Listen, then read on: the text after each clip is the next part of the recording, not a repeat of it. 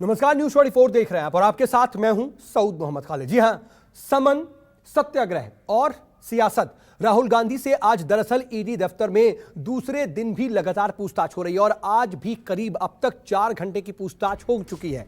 अभी भी 4 घंटे से पूछताछ चल रही है और बाहर कांग्रेस के कार्यकर्ता और तमाम नेता अपनी गिरफ्तारियां दे रहे हैं। पुलिस उन्हें विरोध करने पर हिरासत में ले रही है और इन सबके बीच बीजेपी और कांग्रेस में सियासी वार और पलटवार का जो दौर है, कल से जो देखने को मिल रहा है वो अब भी जारी है। आज दूसरे दिन राहुल गांधी से लगातार पूछताछ हो रही है। ईडी दफ्तर में राहुल गांधी मौजूद हैं। 4 घंटे से अब तक उनकी पूछताछ अभी भी चल रही है, लेकिन पूछताछ के दूसरे दिन का स्थिति जरा देख लीजिए। कांग्रेस का जो भीषण रण है, कांग्रेस इसे सत्याग्रह बता रही है। राहुल के साथ प्रियंका गांधी भी मौजूद रही आज जब वो ईडी दफ्तर के लिए जा रहे थे, लेकिन कार्यकर्ताओं से भी उससे पहले उन्होंने मुलाकात की। सड़कों पर भी इसके बाद कार्यकर्ता नजर आए जब वो वहां पर पहुंचे। जैसे ही वो ईडी दफ्तर के लिए निकले, उनके साथ साथ तमाम कार्यकर्ता सड़कों पर नजर आए। पुलिस का एक तरीके से भारी एक्शन देखने को मिला, क्योंकि पुलिस और कार्यकर्ताओं के बीच कई जगहों पर भिड़ंत हुई। उसके बाद तमाम कार्यकर्ताओं को हिरासत में लिया गया और तमाम दिग्गज भी हिरासत में लिए गए। चाहे पैदल चले या बैठ जाए, हमारी आवाज बुलंद होगी, उसको कोई नहीं रोक सकता। शक्ति प्रदर्शन का मौका ढूंढ रहे हैं, ऐसा आरोप लगाया जा रहा है।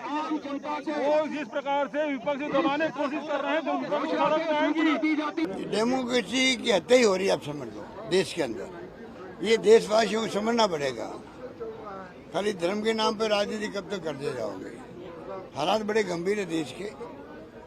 पूरे देश में गांव तक में तनाव हो गया है, समझ नहीं पा रहे सरकार। वो हमें रोकेंगे, हम बढ़ते जाएंगे। वो हमें जेल में भेजेंगे, हम आगे बढ़ते जाएंगे। वो अत्याचार करेंगे, हम छाती पर वार सहेंगे। वो हमें मारेंगे, जेलों में बार बार नफरत फैलाएंगे, हम प्रेम का संदेश देंगे। वो महंगाई बढ़ाएंगे, हम सवाल पूछेंगे। वो बेरोजगारी फैलाएंगे, हम उन्हें कटघरे में खड़ा करते जाएंगे। वो नफरत फैलाएंगे, नफरत के बीज बोते जाएंगे, हम उनसे प्रेम का सवाल पूछते जाएंगे। वो हमें मारें, हमें पीटें, हमें जेल में डालें, पर वो हमें रोक नहीं पाएंगे। सरकारी कार्रवाई के विरोध में क्या हम शांतिपूर्ण धरना भी नहीं दे सकते? जो सरकारी कार्रवाई राजनीतिक प्रतिशोध की भावना से विपक्ष की आवाज को दबाने के लिए कोई सरकारी कार्रवाई चल रही हो, उसके विरोध में हम शांतिपूर्ण मार्च या शांतिपूर्ण धरना भी नहीं दे सकते। आप सांसद हैं, हमारा राजनीतिक अधिकार नहीं है क्या? ये हमारा लोकतांत्रिक अधिकार नहीं है? जिन्होंने साजिश और बर्ताव सारे हिंदुस्तान देख रहे हैं, ये बीजेपी पार्टी की तानाशाही आज चरम सीमा पर पहुंच गए। हम तो निहत्ते खाली हाथ शांतिपूर्ण ढंग से कानून के मुताबिक हम अपना बात रखना चाहते हैं। शेड्यूल एक्ट का गुनाह नहीं, एफआईआर नहीं बन सकती। अभी तक एफआईआर नहीं दिखाई किसी को और इन्वेस्टिगेशन शुरू हो गया।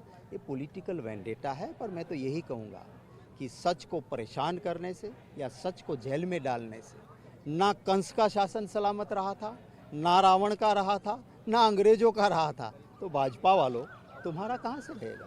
ये तो बिल्कुल वेला वजह लटकाने की बात है, परेशान करने की बात है।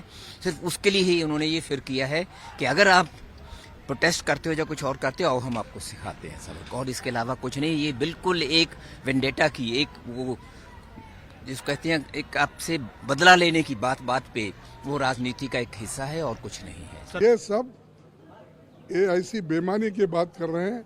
मैं समझता हूँ उनको इसमें कम ज्ञान है, क्योंकि वो कभी आज़ादी की लड़ाई भी नहीं लड़े, सत्याग्रह भी नहीं किया। सिर्फ झूठ बोल कर वो हुकूमत में आए हैं। इसीलिए ये कंटिन्यू करेंगे, ऐसा ही झूठ बोलते जाएंगे, लोगों को गुमराह करेंगे। ये भ्रष्टाचार का जो साम्राज्य है, इसका धीरे धीरे अंत हो रहा है।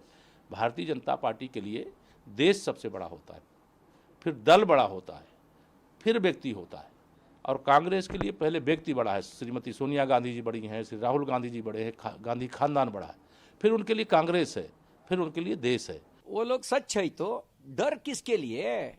किसके लिए डर है? आप प्रामाणिक है तो, आप सच है तो आप ईमानदारी से इंक्वायरी अटेंड करिए। किसके लिए डर है? आपका मन में डर है, कारण आप पेपर में भी काया है। इस तरह का तमाशा करना, बारात लेके जाना, ऐसा लगता है मानो कि शादी के लिए जा रहे हैं या क्राइम का जश्न मना रहे हैं। ये दुनिया को और देश के लोगों के सामने एक गलत नमूना पेश किया। दिल्ली में आकर कॉन्स्टिट्यूशन और लॉज को फ्लाउट करके जहां पे जो अंडर लॉ एक इन्वेस्टिगेशन हो रहा है उसके विरुद्ध वो प्रदर्शन कर रहे हैं। ये किस बात का कंफ्यूजन है? कॉन्स्टिट्यूशनल अथॉरिटीज ही अभी कॉन्स्टिट्यूशन को वायलेट करेंगे। कॉन्स्टिट्यूशनल अथॉरिटीज जो इलेक्टेड कॉन्स्टिट्यूशनल अथॉरिटीज हैं अपने स्टेट्स में रिस्पॉन्सिबिलिटी छोड़कर यहाँ पर आकर लॉ के विरुद्ध प्रदर्शन करेंगे। ये तो मैं मानता हूँ एक बहुत बड़ा आयरनी है। पीएमएलए में जो मुकदमे में आपने हमें ईडी में बुलाया है उसके लिए तो एक प्राथमिकी एफआईआर दर्ज होनी चाहिए। कहां है वो एफआईआर? आज तक कोई एफआईआर दर्ज नहीं, क्योंकि कोई अपराध ही नहीं। ईडी के समन देने के लिए यह कानूनी जरूरत है कि एक एफआईआर दर्ज होनी चाहिए किसी थाने में। बताइए कौन से थाने में एफआईआर दर्ज है? किसी थाने में कोई एफआईआर दर्ज नहीं। प्राइवेट कंप्लेंट पर भी स्टे लगवा दिया है। तो फिर आप ईडी के समन इशू कैसे कर सकते हैं? ये अपने आप में गैरकानूनी है। तो अपने आप में ये पूरी कार्यवाही गैरकानूनी है, असंवैधानिक है, पूर्वाग्रह से ग्रस्त है, राजनीतिक प्रतिशोध की आग में धधकते हुए प्रधानमंत्री जी की कार्यवाही है।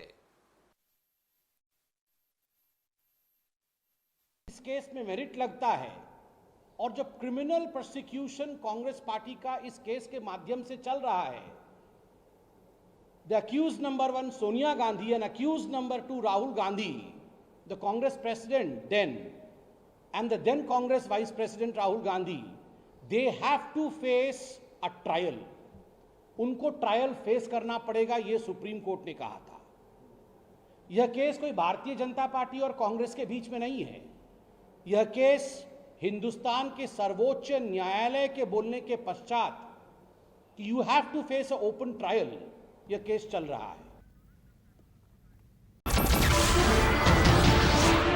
नमस्कार, मैं हूं मानक गुप्ता। अगर आपको हमारा ये वीडियो पसंद आया हो तो इसे लाइक और शेयर जरूर करें, और हां, हमें सब्सक्राइब और फॉलो करना ना भूलें ताकि आप देश और दुनिया की कोई खबर मिस ना करें। तो जुड़े रहिए हमारे साथ और देखते रहिए News 24।